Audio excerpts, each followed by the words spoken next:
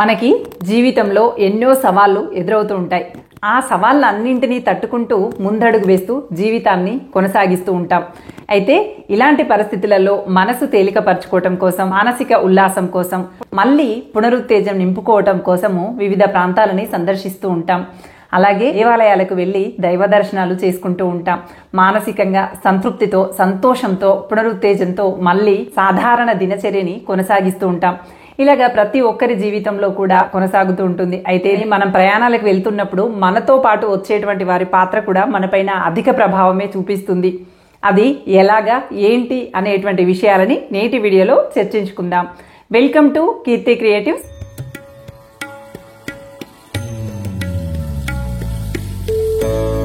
నేను మీ కీర్తనారెడ్డి. కొంతమందితో కలిసి మనం ప్రయాణం చేసిన అలసట కూడా తెలియదు. పైగా ఎంతో సంతోషంగా అనిపిస్తుంది. తెలియని విషయాలన్నీ తెలుసుకున్నట్టుగా అనిపిస్తుంది.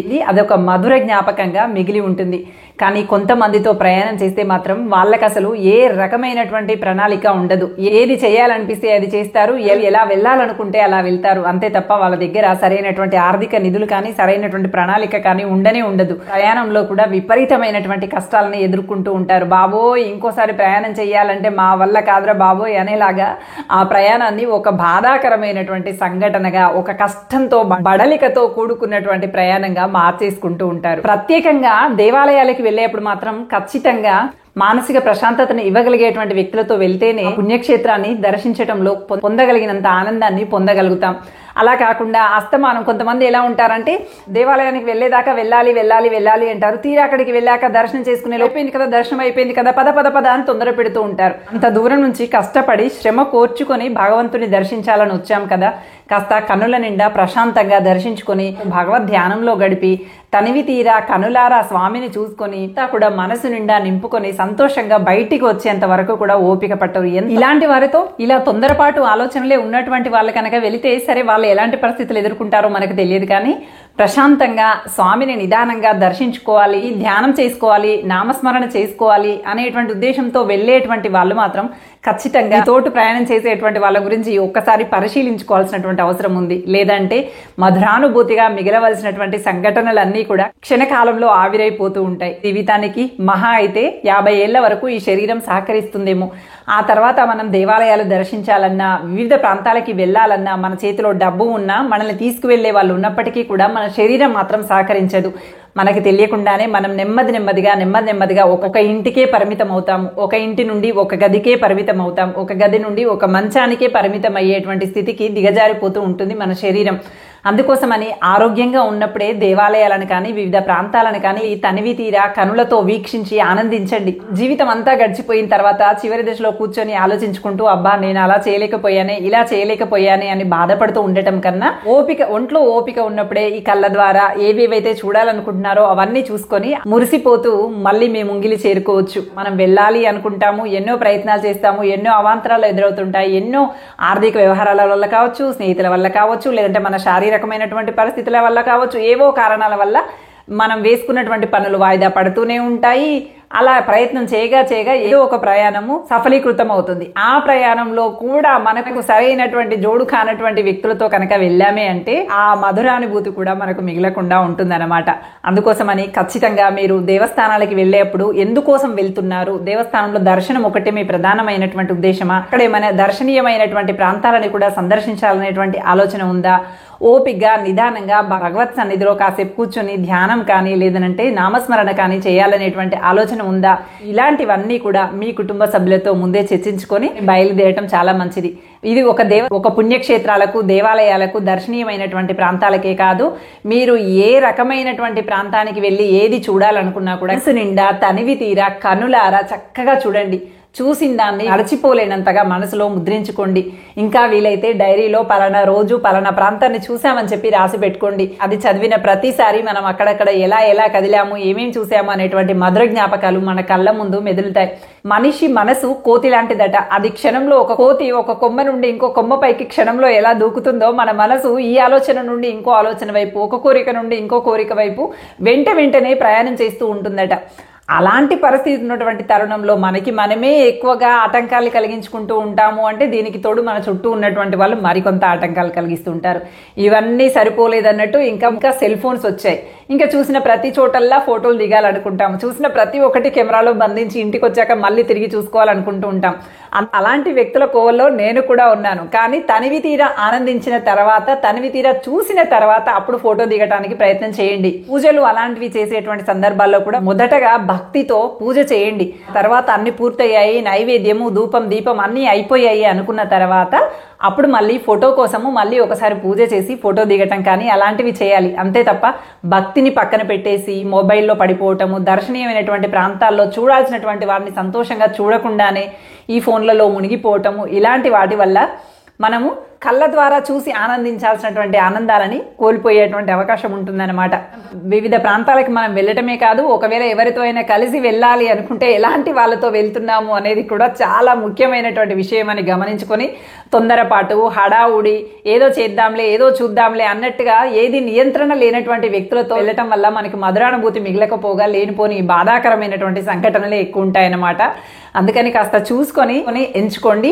జాగ్రత్తగా సుఖవంతమైనటువంటి ప్రయాణాన్ని కొనసాగించండి. ఇలాగే ఒక వ్యక్తిగత అసలు జీవితం అంటే ఏంటిదిరా బాబు, ఈ చిన్న జీవితంలో బంధాలను ఎక్కడ కాపాడాలి, బాధ్యతలను ఎక్కడ మోయాలి, ఈ తక్కువ కాలంలో ఆరోగ్యాన్ని ఎలా కాపాడుకోవాలి, ఏ విధంగా ఆర్థికంగా స్థిరపడాలి, ఏ విధంగా పిల్లల పట్ల బాధ్యతాయుతంగా ఉండాలి, ఏ విధంగా సమాజం పట్ల బాధ్యతాయుతంగా ఉండాలి, ఏంటి ఈ చిన్న జీవితానికి ఇన్ని పెట్టాడా భగవంతుడు అని చెప్పి ఆయనకి ఒక రకమైనటువంటి వైరాగ్య స్థితి వచ్చేసిందట. ఇవాళ గురువు గారి దగ్గరికి వెళ్ళి నేను ఇవన్నీ అడిగి తేల్చుకుంటాను, అసలు ఇలా ఎందుకు జరుగుతుంది, మనిషికి ఎందుకు ఇన్ని కష్టాలు పెట్టాడు దేవుడు, మనిషికి ఎందుకు ఇన్ని బరువు బాధ్యతలు పెట్టాడు అని చెప్పి అడగాలనుకొని మహోన్నతమైనటువంటి గురువు గారి దగ్గరికి బయలుదేరాడట.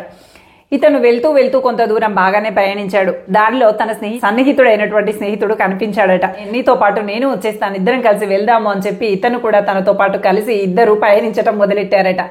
కొంత దూరం అలాగే పయనించారు. ఏవేవో కబుర్లు అవి ఇవి మాట్లాడుకుంటూ పయనం చేసిన తర్వాత కాస్త శరీరము అలసటకి గురి అవుతుంది కదా, అలాగే అలసటకి గురై ఒక చోట విశ్రాంతి తీసుకుంటూ ఉంటారు. తన తోడ వచ్చినటువంటి స్నేహితుడు ఉన్నాడు కదా, ఆ స్నేహితుడు మాత్రం ఆ ఊళ్ళో ఏం జరుగుతుందో చూద్దామని చెప్పి అటు ఇటు పచార్లు కొడుతూ రుచికరమైనటువంటి ఆహారాన్ని తయారు చేయడం చూస్తాడు. తన స్నేహితుడితో చెప్తాడు, మనం రేపు ప్రయాణం చెయ్యాలి అంటే కడుపు నిండా తినాలి కదా, రుచికరమైనటువంటి ఆహారాన్ని పెడుతున్నారు, తిందాం పదా అని చెప్పి తన స్నేహితుడిని అడుగుతాడు. ఇంత రుచికరమైనటువంటి ఆహారం మళ్ళీ దొరుకుతుందో దొరకదో అని చెప్పి ప్రలోభ పెట్టి ఇద్దరు కలిసి ఆహారం తీసుకోవడానికి వెళ్తారు.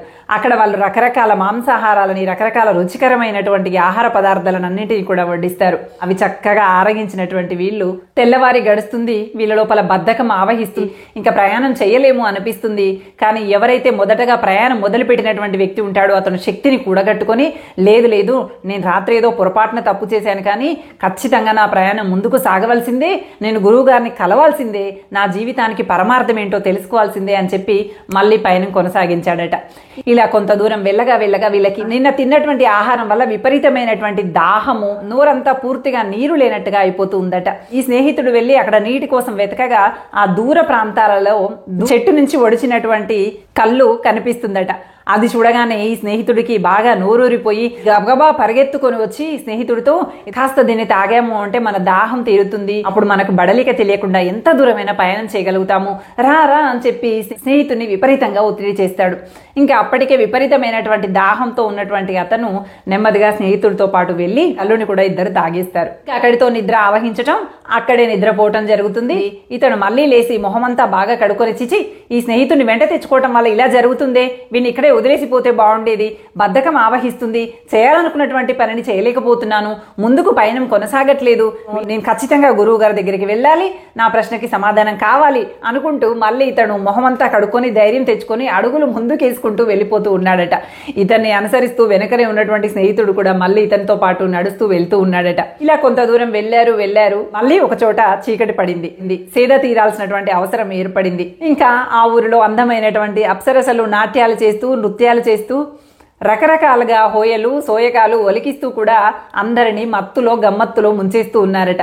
ఇది చూసినటువంటి స్నేహితుడు మళ్ళీ ఇతని దగ్గరికి పరిగెత్తుకొని వచ్చి, ఇద్దే చిట్ట చివరి కోరిక, ఇంకా నిన్ను ఏమీ అడగను, నేను నా నిజమైనటువంటి స్నేహితుడివి కదా, నువ్వు ఎంత అద్భుతంగా ఉన్నారనుకున్నావు, అప్సరసలను మించినటువంటి అందగత్తెలు అక్కడ ఉన్నారు, మనం కనుక ఒక్కసారి తనివి తీరా వాళ్ళని చూడకపోయినా వాళ్ళతో కలిసి ఉండకపోయినా మన జీవితాలు వృధా, ఈ ఒక్క రాత్రి మాత్రం వాళ్ళతో ఉందాము అని చెప్పి స్నేహితుడికి మళ్ళీ లేనిపోని ఆశలు ఊసులు అన్ని కల్పించి అప్సరసల వైపు చూపిస్తూ తన తనువు ఉప్పొంగిపోయేలాగా చేస్తాడు. ఇంకా అప్సరసలను చూడగానే ఇతని బుద్ధి కూడా మార్పు చెంది వాళ్ళతో ఆ రాత్రి అక్కడే గడిపేస్తారు. ఆ తెల్లవారి లేచిన తర్వాత ఇద్దరు స్నేహితులు అనుకుంటారు, అరే ఇప్పుడే మనకి జీవిత పరమార్థం తెలుసుకోవటం అవసరమా, ఇంకా జీవితంలో మనం చూడాల్సినటువంటి విషయాలు ఎన్నో ఉన్నాయి, ఇప్పుడు గురువు గారి దగ్గరికి ఎందుకు, ఇప్పుడు జీవిత పరమార్థం గురించి ఎందుకు, తర్వాత చూద్దాంలే అనుకుంటూ బద్దకించినటువంటి శరీరంతో, అలసిపోయినటువంటి శరీరంతో, బడలికతో కూడుకున్నటువంటి శరీరంతో వెనుదిరిగి వచ్చిన దారినే నడక ప్రారంభించారట. ఆ మొదటి వ్యక్తి ఉన్నతమైనటువంటి లక్ష్యంతో తన జీవితంలో తనేదో సాధించాలని, జీవిత పరమార్థాన్ని తెలుసుకోవాలని, జీవన మార్గాన్ని ముక్తిని పొందాలని, గురువు గారి దగ్గర శిష్యరికం చేయాలనేటువంటి తలంపుతో అడుగులైతే ముందుకు వేశాడు. కానీ అతనికి ఉన్నటువంటి స్నేహితుడే అతనికి ముందరి కాళ్లకు బంధం వేస్తున్నట్టుగా అడుగడుగున అతన్ని ప్రలోభాల మాయలో ముంచుతూ వెనక్కి తిరిగి వచ్చేలాగా పరిస్థితులని సృష్టించాడు. ఇదిగో చూసారా ఈ కథలో ఎంత గమ్మత్తుగా ఉందో. ఇది గురువు గారిని చేరడానికి సంబంధించినటువంటి విషయమే కావచ్చు. అలాగే మన జీవితంలో మనలాంటి వాళ్ళ మాత్రం దేవాలయాలకు వెళ్ళటమే లక్ష్యంగా పెట్టుకుంటాము. ఆ వెళ్ళాలనుకునేటువంటి దేవాలయాలని ఎలా సందర్శించాలి, ఆ చుట్టుపక్కల ఉన్నటువంటి ప్రాంతాలని ఎలా చూడాలి, అక్కడ ఎలా ధ్యానం చేసుకోవాలి, స్వామితో ఎలా లీనం అవ్వాలి, స్వామి ముందు ఎప్పుడూ కళ్ళు మూసుకొని ఉండకూడదండి. ఒకవేళ కళ్ళు మూసుకొని స్వామికి నమస్కరించాలి అనుకుంటే కళ్ళు తెరిచి స్వామిని కంటి నిండా చూసిన తర్వాత ఆ రూపాన్ని ఊహించుకుంటూ మనసులో ఆ రూపాన్ని ముద్ర వేసుకొని అప్పుడు కళ్ళు మూసుకోవాలి, అప్పుడు ధ్యానంలో నిమగ్నం అవ్వాలి. అంతే తప్ప భగవంతుని చూడగానే కళ్ళు మూసుకోవటం అనేది సరైనటువంటి పద్ధతి కాదు. స్వామిని కళ్ళ నిండా చూసిన తర్వాత అప్పుడు కళ్ళు మూసుకుంటే ఆ రూపం హృదయంలో ముద్రితం అయ్యేలాగా కళ్ళు మూసుకొని నమస్కరించాలి. స్వామిని కళ్ళారా ముందు చూడాలి. ఇలాంటి ఆలోచనలతో వెళ్ళేటువంటి మనల్ని తొందర పెడుతూ హడావుడి చేస్తూ స్వామివారిని సరిగ్గా చూడనివ్వకుండా వాళ్ళు హడావుడి పడిపోతూ ఉంటారు, మనల్ని హడావుడి పెడుతూ ఉంటారు. వాళ్ళు సరైనటువంటి మార్గంలో వెళ్ళరు, మనల్ని సరైనటువంటి మార్గంలో వెళ్ళనివ్వరు. అందుకోసమని మీరు ప్రయాణం చేసేప్పుడు మీ తోడు ఉన్నటువంటి వాళ్ళు కూడా సరైనటువంటి వ్యక్తులేనా కాదా నిర్ణయించుకోండి. మానసిక ప్రశాంతతతో ఒద్దికతో కూడుకున్నటువంటి నిదానమైనటువంటి ప్రవర్తనతో మాత్రమే భగవంతుడి ముందుకు వెళితే మనం పొందలేనటువంటి మధురానుభూతులన్నీ కూడా పొందగలుగుతూ ఉంటాం. అంతే తప్ప హడావుడి పడిపోతూ వెళ్ళామా అన్నట్టు కాకుండా సుఖవంతమైనటువంటి ప్రయాణాలు చేసి మీ జీవితంలో మరెన్నో మధురానుభూతులను మిగిల్చుకోవాలి అని కోరుకుంటూ, మరి మీరెప్పుడైనా ఏ ప్రాంతాలకైనా వెళ్ళినప్పుడు ఇలాంటివైనా ఇబ్బందులు ఎదుర్కొన్నారా, ఇలాంటి హడావుడి మనుషులతో లేనిపోని చికాకులు కొని తెచ్చుకున్నారా, అది ఒకవేళ మధుర స్మృతులుగా మిగిలితే అవి ఏంటివి అనేటువంటి అంశాన్ని నాకు కామెంట్ సెక్షన్ లో తెలియజేయండి.